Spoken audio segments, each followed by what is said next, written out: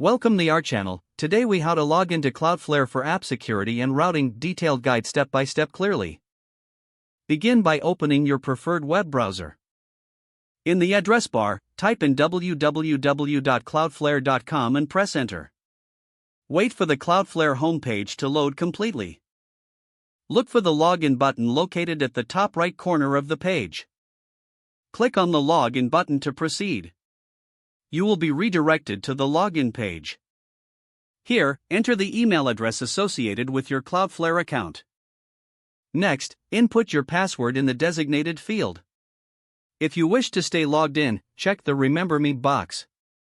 Once your credentials are entered, click on the Login button. If you have enabled two-factor authentication, you will be prompted to enter the verification code sent to your method of choice. Check your authenticator app or email, and input the code. Click the Verify button to continue. After successful verification, you will be redirected to the Cloudflare dashboard. From here, you can manage your apps, security settings, and routing options. Take a moment to familiarize yourself with the dashboard layout. Explore the different sections to find all features available to you.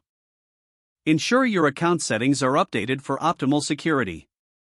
You are now logged in and ready to enhance your app security and routing through Cloudflare. If the page does not load, refresh the browser or try again in a private or incognito window. Make sure you are using the correct email address, then retype it carefully to avoid small typos. If your password is not accepted, use the reset option and create a new strong password you can remember. Check your spam folder for verification or security emails, then complete any requested confirmation steps. Enable two-factor authentication if available to improve account security and reduce unauthorized access risk. After signing in, review your profile details so your contact information and settings are accurate and current.